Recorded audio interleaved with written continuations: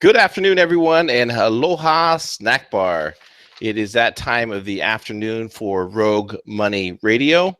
Excited this afternoon to be joined by the one, the only, the writer extraordinaire, Kenneth Schortgen Jr. So welcome, Ken. Thanks, CJ. Always a pleasure to drop on by and fill in for the sick man of Brooklyn, or the sick ape of Brooklyn. Well, V texted me. He is feeling better. He is hoping to still make today's show, so we'll keep our fingers crossed. The good news is that he is feeling better. I think he just didn't have enough coffee yet to join us. So, but want to kick off just making a couple of announcements. If you haven't listened to this morning's Rogue Mornings, please go back and listen to it. It was a great show. It was great to get James, the Russian analyst, and then also London Paul together. Make sure to check out our new website. There's some new articles there as well. Follow us on Steemit. Make sure you check us out on Steemit, Facebook, and Twitter as well. Also want to thank our sponsors, myfreedomnow.us. So if you are in the need of any type of credit refresh / any type of, you're going to be going in for any type of a loan modification or refinance, you need to clean up your credit score before you go in, contact them now and they can help you, myfreedomnow.us. Without further to say, Ken, welcome. How are you doing this afternoon? Oh, pretty good. Just watching all the kabuki theater of the healthcare debate debacle. The Congress, who has decided that 10 years of gridlock needs to extend to at least another weekend. Live another day, right? Live another day. So why don't you walk us through that and tell us, what's going on, what happened, your insights. Yeah, I get the feeling, honestly, that Congress has been in such a trend of not doing anything that they just don't really know how to pass laws and get anything done anymore. Obviously the hatred between the two parties has gotten to the point that, nothing really can get done anymore. It's not like the old days of Tip O'Neill and Ronald Reagan. At least they could come together and they may position on the agendas and on the bills that they want passed, but they could have a drink thing. But we know with the healthcare bill, Donald Trump wanted it pushed in, and he wanted it pushed in fast. And one of the primary reasons why is because his other agenda items, such as the tax cuts and tax reform, it's going to require the healthcare, the new, affordable or America's Healthcare Act, to come in first so they can determine what the cost to the budget is going to be, so then they can start working on the tax reform. So if this doesn't get done, it's going to hinder a lot of Trump's other promises and other agenda items. Now, one thing to remember is that the original Obamacare Healthcare Act was not written by Congress. It was written completely by the health insurance industry. This is why Nancy Pelosi came back and said, when asked what's in the bill, well, we'll have to wait to pass it before we can tell you what's in it, because she didn't even know. Congress didn't write it. So if Congress didn't write Obamacare, how the hell are they going to know how to write this new healthcare law? Bingo. And before we went live, Ken, we were talking a little bit around some insights in terms of the phase of the GOP's plan to modify, to change Obamacare. You want to share with our listeners a little bit about some insights regarding that as well, please? Yeah, here's part of the problem, and this is what a lot of Americans don't understand and relate to, is that politics is a very, very convoluted, confusing, and complex game. Okay. What's going on with Obamacare is Obamacare was originally passed, I think it was 1,030 pages. And over the course of time, what the American people thought of Obamacare suddenly had 14 or 15,000 different regulations that were added to it that Congress didn't pass, that Health and Human Services did over time. Kathleen Sebelius and Obama pushed these things through.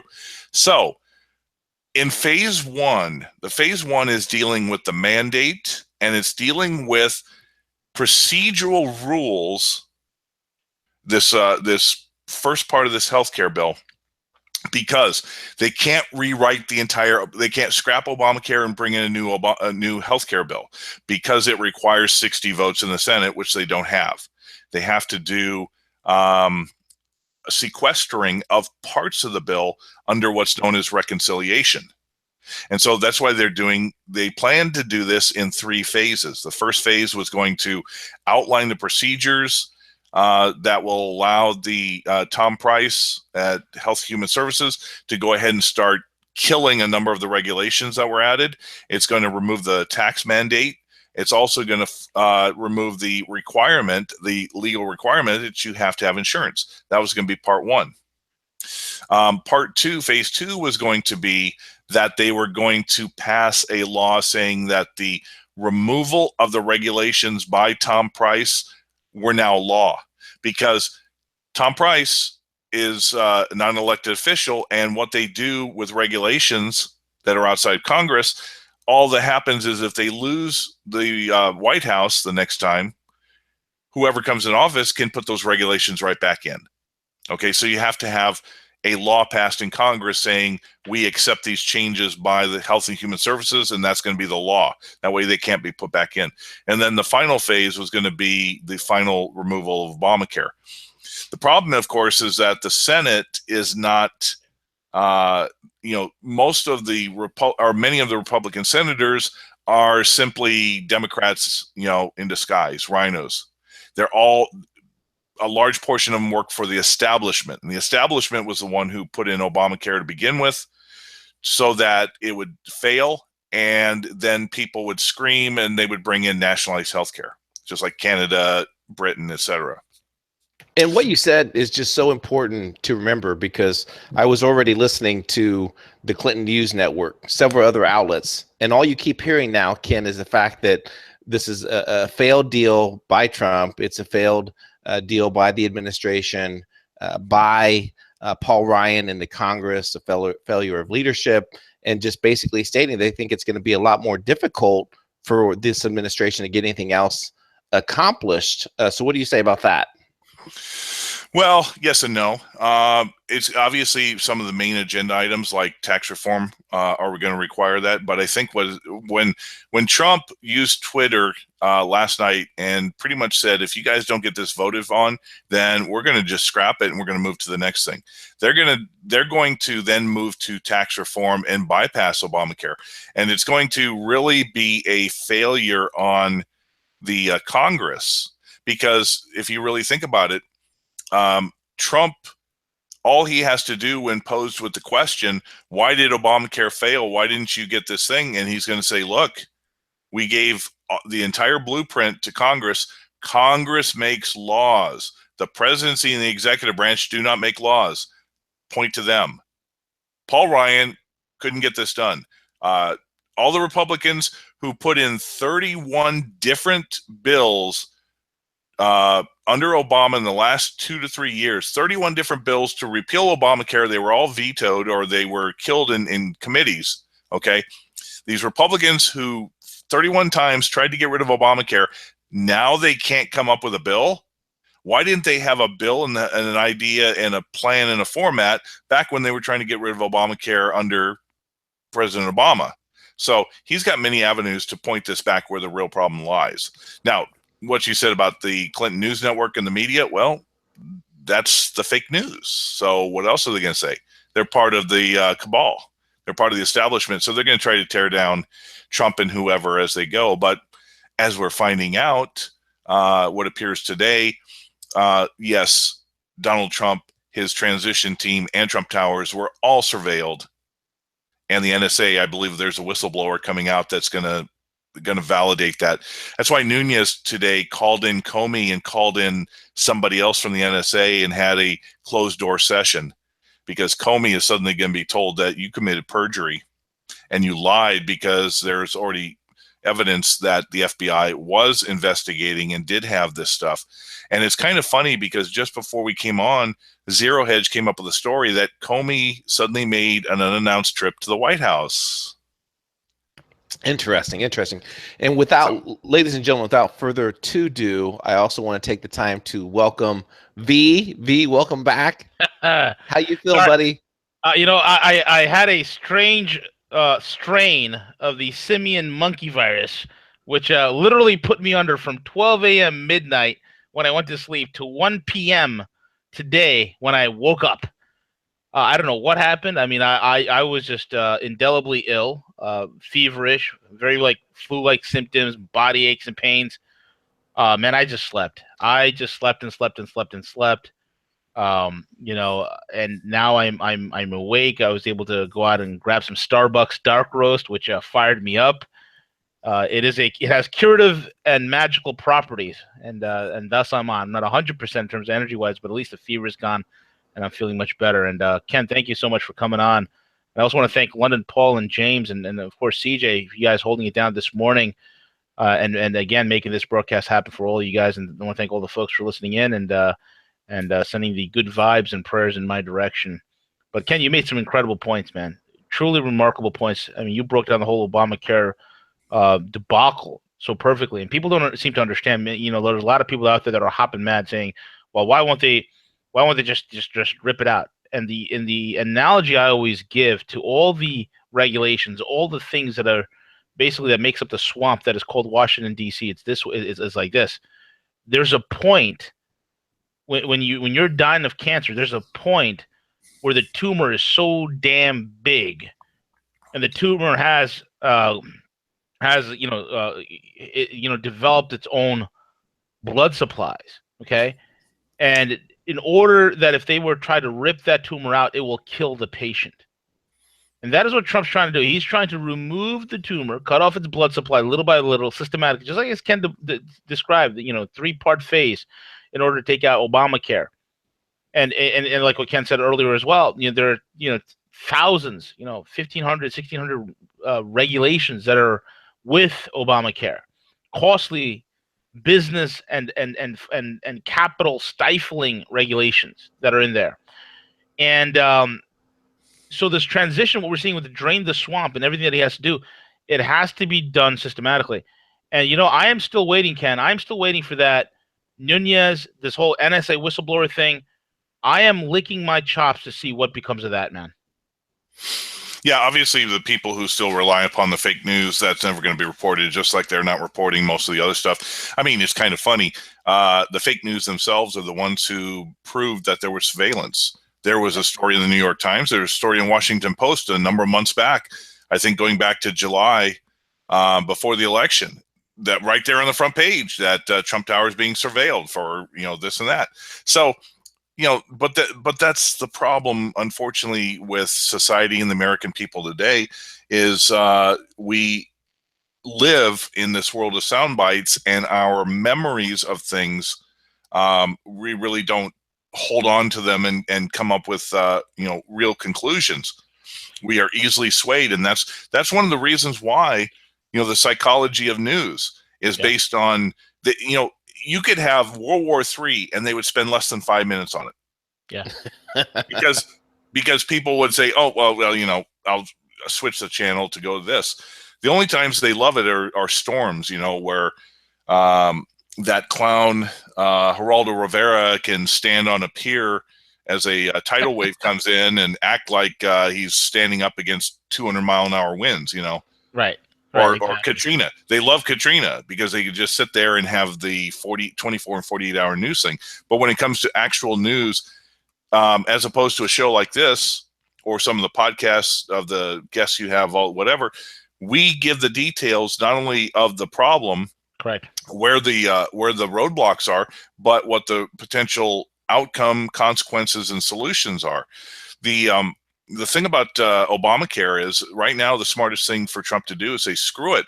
I put pressure on you guys. I gave you a blueprint. We were ready to do it. Congress failed. Now he's not going to offer again. He's going to let Obamacare get worse and worse and worse. And in 2 years' time, when the midterm elections come up, people are going to come up and start screaming about their insurance premiums and this and that. And Trump's going to say, I've been waiting. I've been waiting for them to submit me a bill so I can sign it. They've done nothing. Right. The other side of the coin is too, in my opinion, the stupidest thing that they've done is to not put out the foundation of insurance companies beforehand, before they bring this bill. What I mean is they should just pass a quick bill that says, okay, we can have interstate insurance, purchasing. Right. We remove the mandates. We also remove the requirement that you have to have insurance. That will allow insurance companies like Blue Cross and Blue Shield or whoever. God, what's the other one? Anthem, Cigna.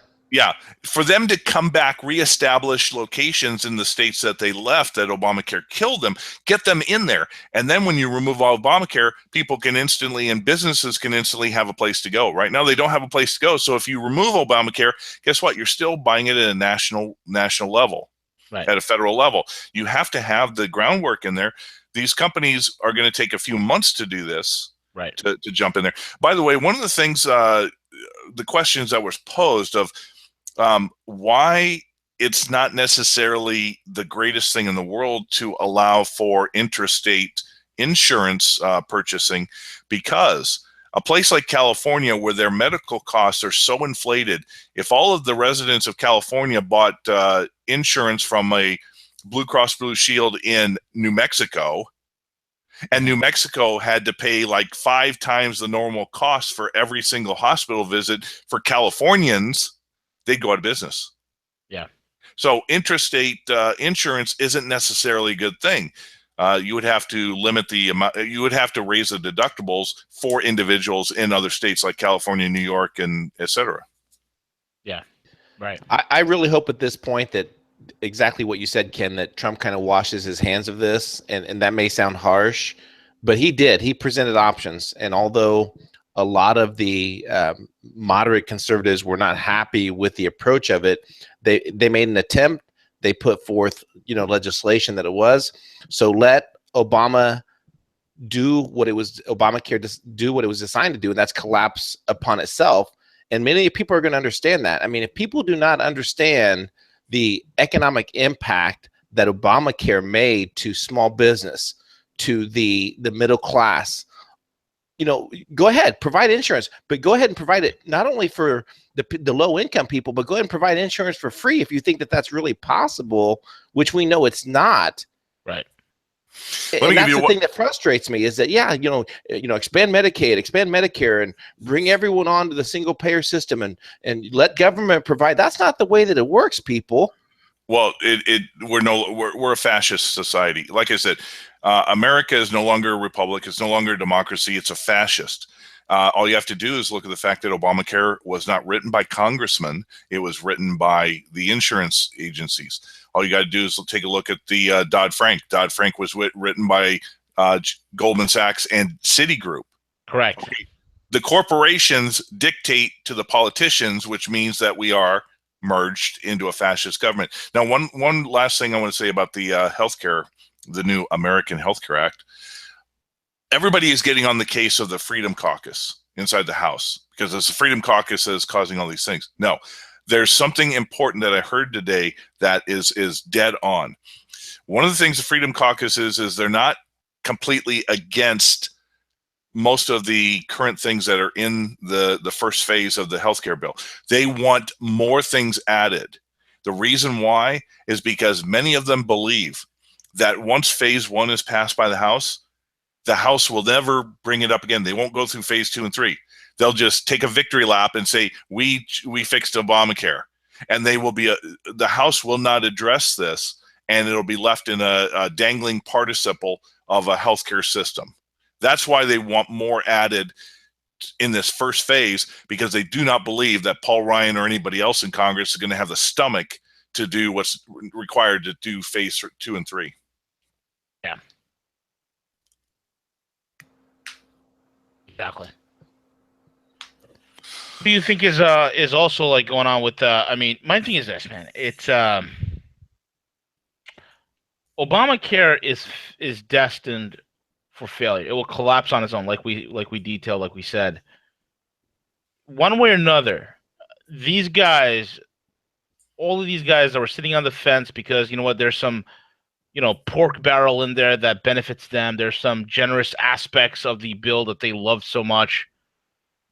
Those guys who are sitting, those 12 senators that were sitting on the fence, the do-nothing Congress has been doing nothing since 2008. Come the elections in 2 years, Ken, they're going to be wiped out. They're going to be gone. Because I think what is happening is that, not fixing this Obamacare, the other aspect of it is in a good way, is it will bring about a complete collapse of the entire system, the whole healthcare system, in a way that's going to cause a lot of people to pretty much be on the streets protesting because they've lost health insurance, man. Yeah, but the problem from day one, the problem from day one was the government getting involved in healthcare to begin with, because any industry that the United States federal government has ever gotten into in the history of our country, it has caused prices to inflate beyond what people can afford and what the market can bear. And as prices go up, then the politicians get screamed at by their constituents. So then they start subsidizing even more. This is why we have a $20 trillion national budget, why we have $251 trillion in unfunded liabilities, is because we have decided taking something basic, simple, like Medicare, and then, it takes Social Security. One of the reasons that we have nothing left in the Social Security Trust Fund is because originally Social Security was supposed to be a retirement insurance thing. If it had remained at that and they had not touched the money, that would have been fine. But now we have widows. Now we have dependents. Now we have disabled. They've tacked on so many different people to steal from this fund. It's insolvent. It's the same thing with Medicare. We've taken Medicare. Now the poor get on Medicare, and you can't do that. Yeah. But see, here's another key thing. Trump is in the catbird seat on this, because you know what? If in 4 years Trump doesn't get reelected, or if he decides that I'm just running 4 and that was it, Trump's the big winner. He was president. He's already rich. He doesn't have to rely upon the largesse of being a congressman and getting rich over 20, 30 years like most congressmen here. Most of these congressmen are psychopaths. If they lose their position, they're screwed. But Trump can just do his 4 years. He can try to push through. He can lead. And you know what? If the country is in worse shape and Congress has done nothing and the deep state has revealed itself in whatever, then Trump just goes back to his business, and he's got forever the brand of president. Congress is the big loser in all of this, because Trump has nothing really to gain by being in office. Right. Exactly correct. Yeah, I mean, Maxine Waters would be lucky to be, a dog catcher. By the way, when you take a look at Maxine Waters, and you take a look at some of the others in Congress who have Ivy League doctorates or Ivy League law degrees, unbelievable, including Obama, including Obama, affirmative action. Take a look at you know what? I'm gonna throw political correctness to the wind. Take a look at the color of the individuals who have these law degrees from Ivy League schools and are dumb as a box of rocks. And I'm talking about Obama too, who had the audacity to say that the Supreme Court does not have the right to determine the constitutional validity of laws. Remember when he said that? I remember. That's the most stupidest. A fifth grader knows that. Exactly. Okay. Well, I mean, that's the whole point. This guy was the head of the Harvard. He was the head of the Harvard Law Review, Ken, but Columbia. he wrote no articles. I think it was Columbia. No, Harvard as well. Harvard he was too. Oh, yeah. Head of the Harvard Law Review wrote no articles. Traditionally, every head of the law review for Harvard University has submitted a paper, has submitted some sort of an article. This guy, out of nowhere, and people to this day don't even know where he came from, who he is. We don't even know who this character is, and yet he's submitted no document as head of the Harvard Law Review. It's BS. Well, go ahead, Ken. Yeah, but that goes back to the same thing I was saying. the Maxine Waters, whatever, the affirmative action, they just pushed through. You know, it was she probably got it during a time when civil rights was going on. Oh, by the way, if you may remember, when the Clintons were in college at their Ivy League schools, that was a time that the universities experimented with no grades. Supposedly, Clinton's entire college transcripts, all classes were pass-fail. Yep. So you don't even know, pass-fail. You can get a D, and that's a pass. Exactly. Exactly correct. Then he gets selected as a Rhodes Scholar, gets kicked out of Oxford because he raped a girl. That's Clinton for you. Well, yeah, but so then he went on and decided to protest in Moscow, and who knows what happened there. But that being aside, the fact of the matter is that people who are waking up are seeing this kabuki theater in Congress, and as Rush Limbaugh always likes to say, the Republicans do not know how to deal with winning. Yeah. Okay, in 1994, they didn't have House or the Senate, and so they came up with the Contract of America, and it cascaded them into taking over the House. Well, you know what? Once they did that, they were quickly out of it because they don't know how to win. Right. They feel that if they do the things that they promised, that they're going to lose their office. No, they can't get in their heads. Do the things you promise, and you will continue to gain seats, and the Democratic Party will go away. Right. But I think Obamacare, this affordable healthcare fiasco, is going to give some life into what should have been the dying Democratic Party. Because the conservatives, the moderates who put these people in office, man. These are the cuck-servatives. Yep, and the moderates who gain them the seats in Michigan, Wisconsin, Pennsylvania, they're going to sit there and go, "What a load of crap." Mm-hmm. So the potential for Republicans to really move forward, they're going to have to. It's early in this session, but they're going to have to come up with some big victories. The debt ceiling is going to be one coming up between now and June. The tax reform, the bringing back industry. It's gonna be really questioned. And if everything is spent on trying to quote unquote Watergate Trump over and over and over, and nothing gets accomplished, and economic conditions get far worse than they are now, then perhaps we shall start seeing what happened in Greece last week. What happened in Greece, brother? When a radical Greek organization said enough and sent a box of explosives to the finance minister of Germany, Wolfgang Schäuble.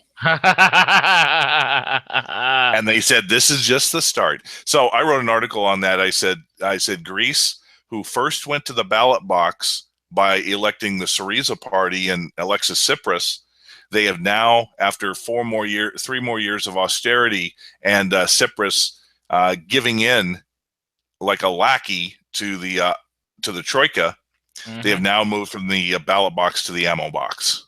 Yep. And that's the Greeks. What are they going to do when you have well-armed, well-trained Americans? Well, that's the path we're going. I mean, that's the path that I often think of everything that's happening in DC. It's such a distraction from the economy things that are happening around the globe. Sears announced the other day that their vendors are requesting payment in cash prior to any type of receivables. Where I'm sure, I can't imagine, Sears probably had like a 120-day accounts receivable payment. Did you see that? I took a look at the 10K that both Sears and Payless put out. This is what the CEO put in his statement in his 10K. Our historical operating results indicate. This is Sears, right? This is Sears, of course. Okay. This is Sears Holdings, which is also Kmart. Right. Our historical operating results indicate substantial doubt exists related to the company's ability to continue as a going concern. He just said, "We're done. Basically, we're toast. We're insolvent." The only reason this guy Eddie Lampert got the only reason he keeps getting money from the banks is because the value of the real estate. Period. If you think about it. But Payless, which is a discount, cheap shoe company. They lease everything. They lease every space, right?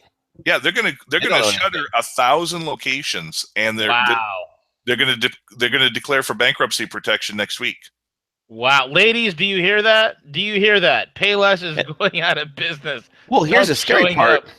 In terms of soft lines, they're like a discount, shoe provider. I mean, you're talking about low retail prices in general. So how scary is that? Well, it's the entire thing. Okay, I started monitoring some of the chatter back in March of last year, where volume traffic for dine-in restaurants was really getting low.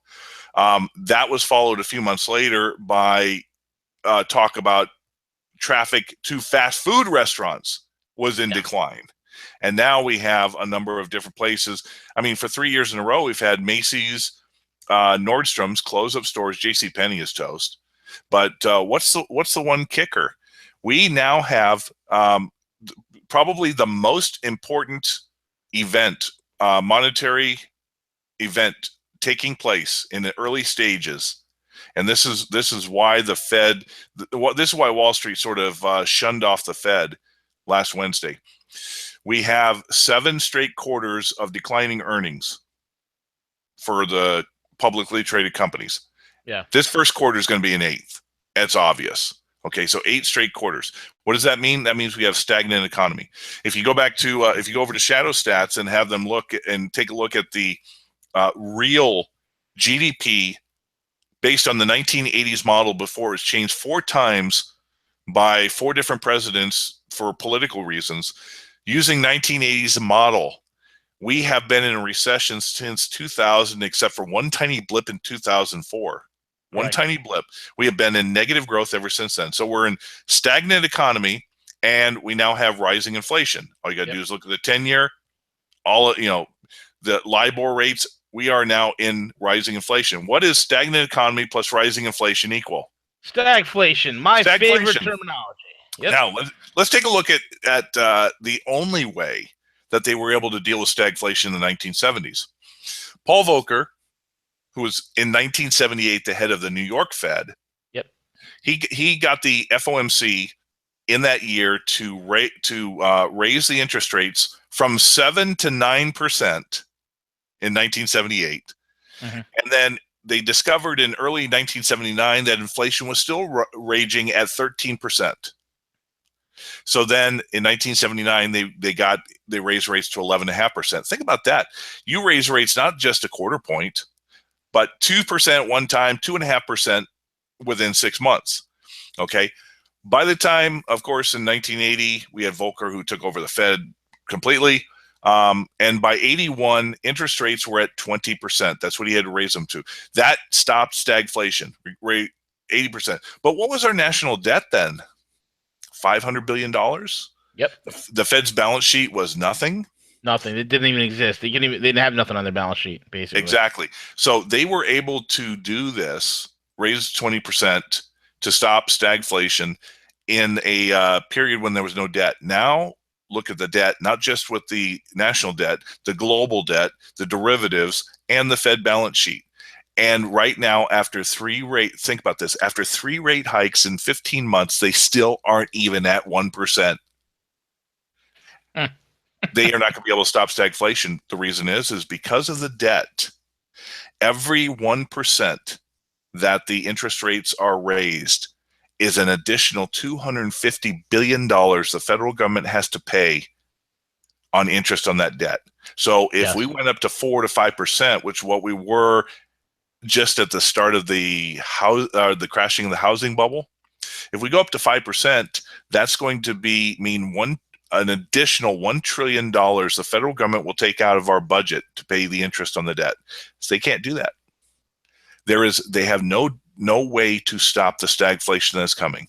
So the question then has to be, does the Fed suddenly want this hyperinflation to deal with the debt?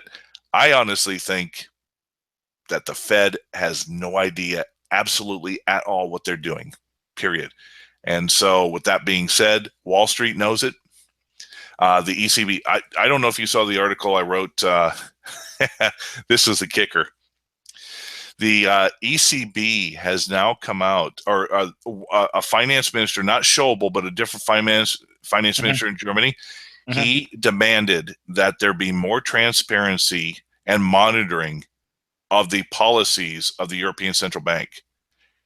Isn't that really saying audit the ECB? There is now an audit the ECB movement from Germany, no less, going on in Europe. V, we discussed that last week in terms of the EU looking at their own type of monetary fund policy, similar to the Chinese investment bank, right? So because they were concerned regarding the IMF.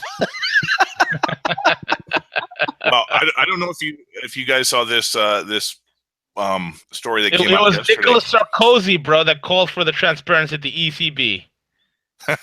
It was old Sarkozy. Yeah, and we're Sarkozy now. There's an internal war going on over there in the EU as well. You got Sarkozy, you have his old buddy DSK, who was deposed, and what's her name? The giraffe-necked woman took over, Christine Lagarde. I mean, there's a whole shuffle going on over there, and Sarkozy, yeah, he called for the ECB transparency as well, alongside of that the German finance minister. Right. Yes, well, yep. Here's the thing. There's rumors coming out that Draghi's ready to bail. Draghi's ready to get out of Dodge. He's pulling a Bernanke before the collapse hits. He's bailing. But here's something that I sort of went under the radar as all this kabuki theater on healthcare and wiretapping and surveillance coming up. This was yesterday. The Danielle Nui, head of the ECB supervisory body, spoke to the European Parliament and said, troubled Italian banks are facing a tougher central bank stance on their bad loan turmoil amidst the lack of available capital to refinance existing obligations. In specific consolidations, the ECB may in the future no longer provide capital to these failing banks. The ECB just told Italy that, you know what, we're not going to help you. You are like Greece. We're not going to help you. Well, interesting enough that shortly after this, a new poll came out. Recent polls for Italian politicians supporting the Eurozone and EU have collapsed. Pro-Europe polls are highly likely to get worse as a further splintering of Matteo Renzi's PD party takes place. It's not out of the question for Beppe Grillo's Eurosceptic party to achieve an absolute majority, not just a minority victory in the coalition of parliament, but an absolute majority in the next election. Not only could Beppe Grillo break through in getting like say 20% of the seats, he may get a majority of 40% and rule as a majority party coalition. So I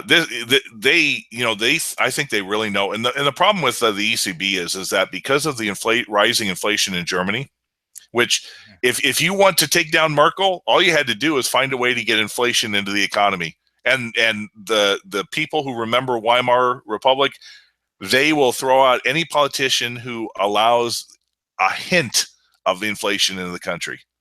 And that's why she's really losing. She could have brought in all the terrorists and jihadists in the world, and she would have still potentially won in the next election. But now that inflation is there, she's gone. Yeah. And why this Martin Schmidt frickin' from the the German representative for the European Parliament? Oh my God, how they can even consider him? That dude is a horrific. He's almost worse than her. He's a socialist of the highest order. He's more communist. Well, I like to see that he is a socialist like me, Bernie Sanders, because he's concerned, Ken, about the top 1% that is part of the bottom 99% divided by the 5%, and you have 3% of the population that are taking all the money. Well, let's move this on to something the Battle for dollar hegemony. Yeah, that's not working out too well, is it? Let's do it. Let's do it. Yesterday, Elvira, the head of the Russian central bank, announced that they have completed their testing and are bringing online an alternative to SWIFT. Oh, is that the double eagle? Well, it gets, Ken, it also details out it gets completely away from SWIFT and also completely away from Visa and MasterCard as well, right? Yeah. 90% of ATMs already accept the new Mir payment system, which is a domestic version of the Visa and MasterCard. And of course, we know what the largest credit card company in the world is, Union Pay. Over in China, right? And so we have Mir. So we've got one that's going to be functioning. And think about this. What's the importance of having an alternative SWIFT system if you're Russia? Because you are creating the Eurasian Economic Union. Yes. Just the same way that China is creating the ASEAN and the SCO. Yep. But it gets even better. I don't know if you saw this today while you were sleeping there. I was in a coma, man. I didn't even know what happened. China just announced for the first time since its implementation in 2015, 13 new member states will be joining the AIIB. Wow. And one of them is Canada. Bum, bum, bum. There we go, Ken. That brings the number to 70 nations that will be in the AIIB. That is correct. 70. And this is the first one from North America. And there were a number from all over the world, pretty much. Belgium's joining. Can you imagine the head of the BIS? But the other key thing that's happening is that there is a interesting article that I read. I didn't get a chance to look too much into it, but there is a country that is vying to take over the petrodollar control over the petrodollar agreement in the Middle East and OPEC nations, and you will be shocked when you find out who this country and individual is.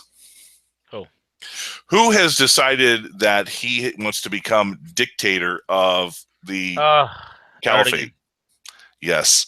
Erdogan is already in the process. By the way, the one good thing I found with Erdogan in his monetary policy is that, if you remember, he told his people to get rid of all of their dollars and foreign currency and to buy gold or lira. Yep. And he also has set up in their banking system where people can keep their savings in gold. Yep. So he's going to, if he signs on with this, the Shanghai Gold Exchange and some of the other functions, I think he is really preparing, along with to quickly jump on board with China, the gold trade note, the gold trade policies that are going to come out of there. And if so, it's going to be a really interesting question to see if the other OPEC nations will be willing to join in that sphere, because they're not going to stay with the United States. Well, they're either going to Russia or they're going to Turkey. Well, look at this, man. I mean, recently we had Bibi Netanyahu. He's out there in Beijing. He's meeting with Xi Jinping, and he's saying that, that China and Israel, it's a match made in heaven. It's a marriage made in heaven, yada, yada, yada. And this is hot on the heels of him just visiting Putin. Then you have the Saudis, who realize that, they're in a whole heap of trouble. They've swallowed the cyanide in running down oil price, and they realize, holy crap, it's not a smart thing that we just did. And they are right now trying to cozy up to the Russians. They're trying to cozy up to the Chinese. The whole Eastern landscape is switching to the two big regional powers that are there, which is China and Russia. We're dead in the water. We are bringing nothing to the table, Ken. Nothing to the table. No, Right. and what's gonna make it worse is Trump's idea of protectionism and nationalism is going to end the petrodollar system even faster. It has to. It's the only way for us to survive. Right. Now, I'm not sure how much time left, but I wanted to throw a few things out Go on ahead. Bitcoin. We got 10 minutes. Bitcoin.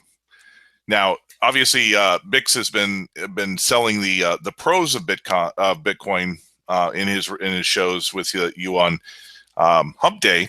Yeah. But there's a number of different things that have made me really question the ability of Bitcoin or other cryptocurrencies to remain decentralized and out of the purview. Obviously, there was an attack when the Winklevoss twins tried to throw an ETF and financialize it.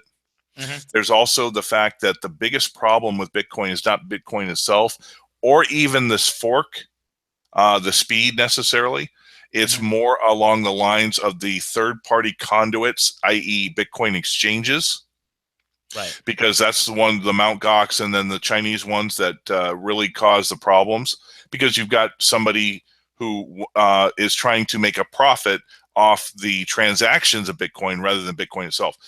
Well, there's a number of pieces of news that came up recently that really haven't been discussed. This morning, a MP for the ruling party in India, Modi's party, has submitted a request to the finance ministry for an investigation to see if Bitcoin is a Ponzi scheme. And the reason behind this, of course, is because Modi is looking to create the agenda of a cashless society. Correct. And so he desperately cannot have something that he cannot control. Right. So I get the feeling that even if Indian citizens want to go into Bitcoin because they're losing their ability for cash, I think that the Indian government, as long as Modi is in there, is going to pretty much halt this, because the Central Bank of India already came out and said that they are going to outlaw Bitcoin. So the government has already put down, some serious strictures, and if they're willing to ban cash and put people in jail for having cash over the past few months, what are they going to do for people who try to black market Bitcoin? I don't know what Modi thinks he is, or what Kool-Aid he's drinking, these idiots. Because you look at India, man, 60% of that country is in a hopeless backwater. Right. What the hell?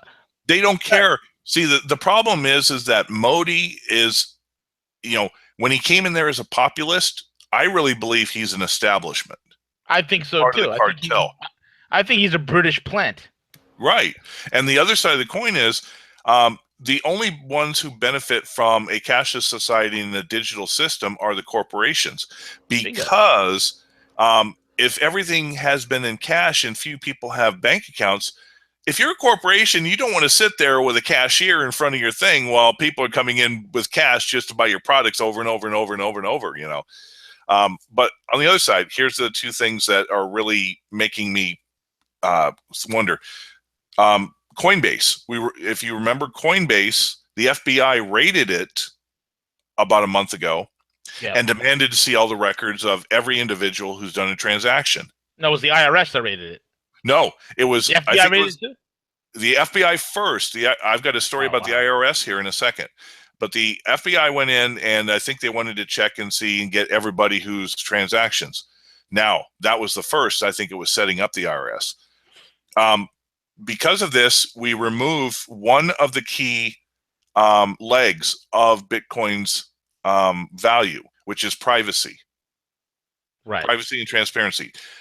Bitcoin, the importance of Bitcoin is decentralization, privacy, security. Without those three, Bitcoin is no different than any other fiat currency. Right. Second thing is that the IRS that then came in and they reported that they're going to start investigating individuals who have not put their capital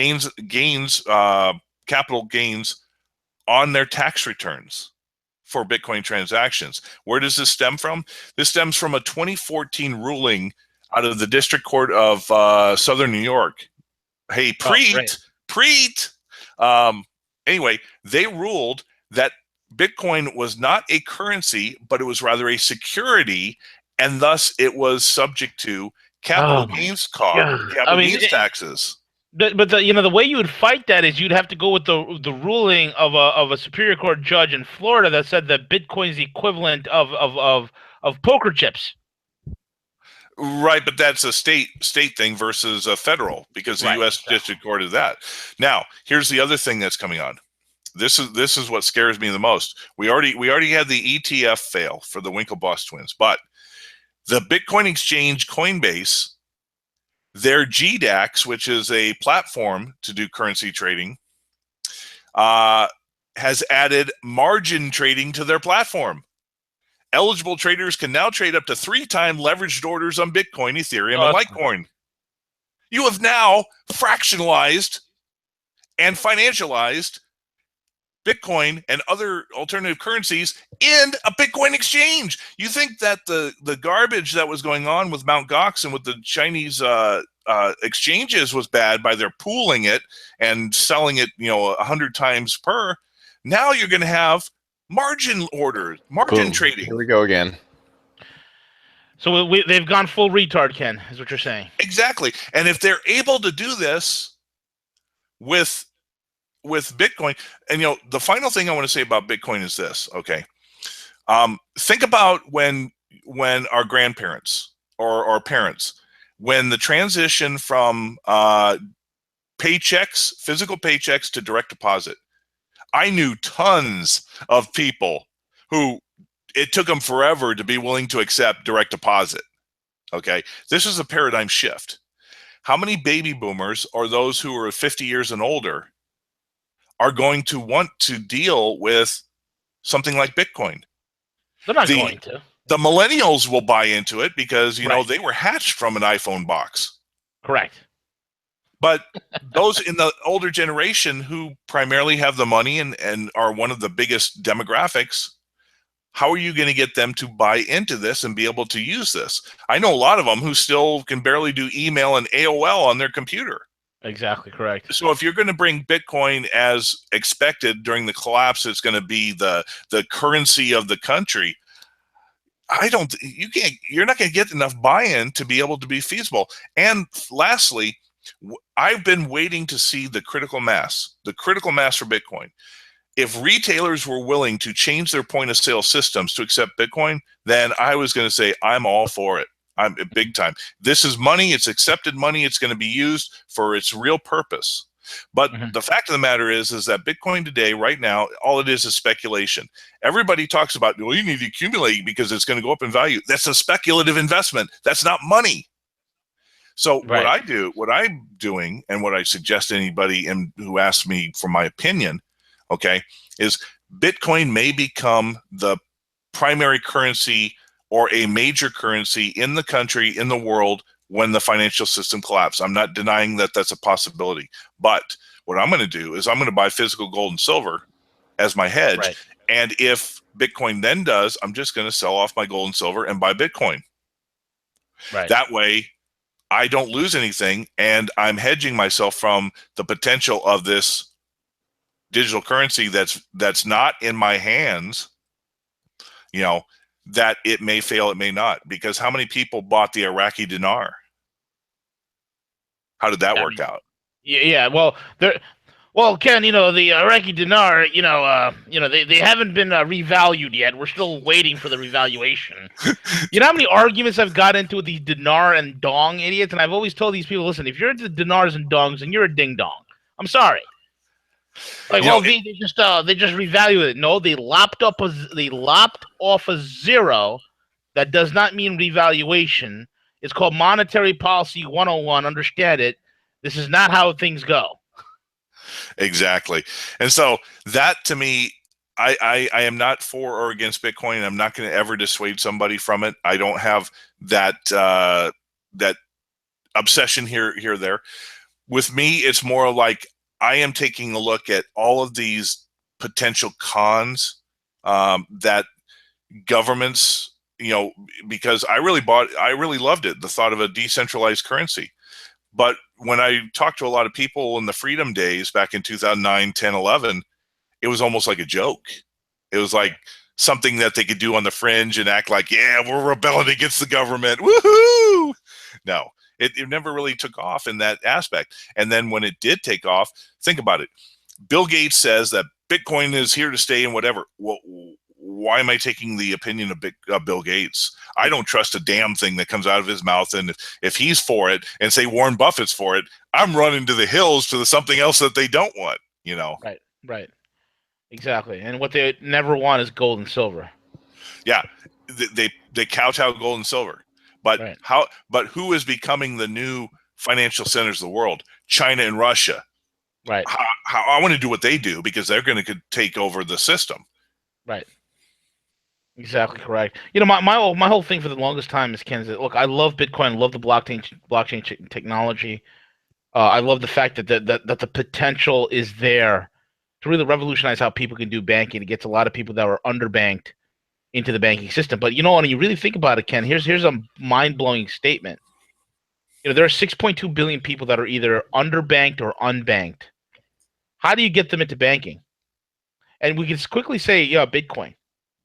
But what's right now happening in the world, Ken, that's rapidly building infrastructure, that is rapidly connecting economies, and Silk rapidly Road. Bingo. And by the way, for those who don't know, there is now a cyber portal to the Silk Road. China yesterday put online its online portal website directly for the Silk Road, so that investors, commercial businesses, people seeking information can go straight to it. It's unreal, man. It's unreal. It's like I'm telling you guys right now, man. If this country doesn't get its act together, I don't know, Ken. I don't know. Well, just take a look at what happened in the healthcare debacle today, and that'll answer your question whether the country is going to get back on track. Yeah. This is our last shot, man. If this doesn't happen, you guys are going to be hearing, Rogue Money broadcasted from somewhere else on the planet. I'm telling you right now, we're not going to be here in the States. I'm going to do whatever I can to get me and you guys, all of us, out of here. Roger that. Yeah, if he's going to be like Art Bell and he's going to get a 30-foot tower and he's going to be on ham radio, we'll be broadcasting. I'm going to do something, man. We're going to be on the dark web, Ken. That's what's going to happen. We're going to be on the dark web. We're all going to be we're going to be repositioned in Singapore. That's where all of us are going to be, Ken. You, Ken, CJ, James, all of us and our families will be in Singapore broadcasting live, through the dark web. If we're going to be in Singapore, we'll probably get funded by Jim Rogers. Yeah, exactly. I'll give Jim a call. Jim's always told me, hey, V, whenever you're in town, come up. We'll grab some Blue Label together. So, so I'll just, knock on Jimmy's door and be like, hey, Jim, let's get this going. Exactly. Oh, man. I mean, I don't know, man. I'm hoping things change. It's the only reason why I've stayed. The thing about it is we are in that frequency shift, and the symbol of globalism died, of course, David Rockefeller, and that tells you right there that the populist movement of every second decade of the century doesn't necessarily mean that it's good or bad. It's chaos and change, and change, and so we can't really predict what's going to happen. Correct. Absolutely. And that brings us to the end of the broadcast. Ken, plug your work and how people could follow you, apart from the fact that you're also writing for Rogue Money. Yep. Contributor Rogue Money. Also a site called viralliberty.com, but you can always go over to the Daily Economist, and I RSS in all the articles. So it's a one-stop shop. I also do a podcast on YouTube, Monday, Wednesday, Friday. Just put in search for the Daily Economist and check out. It's like the daily economic newspaper I walk through. Other than that, I can't think of too much else.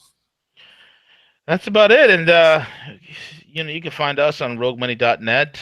You can find Ken there as well as subscribe to Ken's YouTube channel, The Daily Economist, and subscribe to this channel. Hit the notification bells on both. So this way, when Ken's giving out his news, his latest video, and when we post something, it'll be live and available to you guys. And also check out, follow us on Twitter at the Rogue Money. And if you have an iPhone, you can find us on the Apple News app. You can find us there. I think we're like the only alt media news that's on there. I'm not even going to call it alt media. I'm going to call it new media news. Screw alt media. Alt media is. I mean, did you read the hilarity? These headlines out there, Ken? Like people. the CIA has a backdoor to your iPhone from WikiLeaks. I'm sure they do, but when you actually read it, it was like for the iPhone 3GS, which is like from what 2007, 2008. You know. But yeah, I think WikiLeaks has to keep putting out stuff. They got this whole treasure trove, and that's why they're begging people to parse through it. Yep. Because it's just so huge, but they got to keep motivated and throw something out there. Hey, I real want quick. What's up, buddy? Hey, no, just real quick, for our listeners, because I think most of our listeners completely get it and understand it, what we're talking about here. But just to break it down real quick into layman terms, as far as SWIFT, SWIFT is the payment system that banks use, so that if a huge manufacturing company needs to pay for a huge order from China, whatever, they call JP Morgan Chase, whoever, they go through Bank of America. They send the payment systems over via SWIFT. It's one of the only systems, in America that we use. So the problem, comes about, to put it into layman terms to the average consumer, is that where the problem lies is that, for example, in January, the U.S. had over $30 billion trade deficit with China. Okay. So the problem lies is that whenever American companies go to pay for their items from China, from wherever, and those particular manufacturers say, we don't want your US dollars anymore. You need to purchase our currency first. There lies the problem, and most Americans don't understand that when that hits, and it's inevitable, that you're going to see price increases across the board, from Walmart to Target, from every retailer that's out there, and it's almost here. It's almost time for that, V. Yep, it really is. And another thing with the whole entire thing with SWIFT, guys, everything with SWIFT, no matter where in the world you are, you want to buy. If I'm Zimbabwe and CJ's Uganda or whatever, and I want to buy oil and buy bananas or whatnot from CJ, I got to first buy dollars. I got to go through the SWIFT, which is always cleared through the Fed wire. That's the whole. That's what made this whole thing. So if anybody wanted to sanction Uganda, and I'm Uganda, and the U.S. wanted to sanction me, or the Western powers, the UN wanted to sanction me, they just cut my access to the Fed wire. Then I'm screwed. I'm done. I'm finished. But thanks to SIPs, the Chinese payment systems, and now with the Russian mirror system, this is going to be a whole entire thing that's completely different, and allows us to bypass the Federal Reserve Fed wire. So that's the whole entire thing, man. I would not be surprised if, besides the individual states like China and Russia having their own bank interchange, like SWIFT, I would not be surprised if the AIIB eventually doesn't get a privatized corporate one that's individualized, because that way you can have a lot of countries go through the AIIB. If they're, say, dodgy about wanting to buy yuan or buy rubles, they can instead go there. And I think the AIIB eventually will use gold as its centralized thing. Yep. That's just my thoughts. Absolutely. Stemming along Jim Willie, and the BRICS Bank may eventually be the place to transfer your treasuries into gold. I think the AIB is going to be the place where people can transfer currencies en masse for their bilateral trade agreements. Yep. Absolutely. With that being said, folks, we are at the end of the broadcast. And, we will be back starting Monday, CJ. CJ, give out your closing comments, man. I'm barely hanging in. No, absolutely. Just want to thank again this morning, James, the Russian analyst, London Paul for helping out this morning. Greatly appreciate it. And then also with Ken, Ken has been putting out some fantastic articles in his networks on Rogue Money, on the Daily Economist. All of his articles are just so true of what is happening, and he's able to capture it like no other. So thank you, Ken, for joining this afternoon. V, I'm glad you're healthy. So check out our articles at roguemoney.net. Continue to subscribe, share our channel with friends, family, because it's so important right now. There's so much disinformation that is happening right now. And we're not clickbaiting. We're not clickbaiting like the majority of others are, that World War III is around the corner, or like V likes to say, it's time to hit the bunker and eat your cat food. We're not doing that. We're solutions based. And right now is that time, because there is a war. There's a war that's happening. It's a silent war, and it's a, gosh, I hate to say it, info war, because that sounds very similar to an outlet, but it is an information war that's occurring right now. So keep subscribing, keep following Rogue Money, because we will always be solutions based and tell you the truth of what is happening out there. That's all I have to say, V. Yeah, that's it. And the most important thing, with every boom and bust, there's always money to be made. So get your head out of your rear end and figure out how you can leverage from the situation. That's it. Kenny, your last words. Just one suggestion: when you're recuperating this weekend, just don't put Sudafed in your coffee. Okay, I'll try not to. Put a shot of that Blue Label, V. A shot of that Blue Label. Buddy. Gentlemen, thank you guys so much. And folks, we're over and out. Take it away, CJ.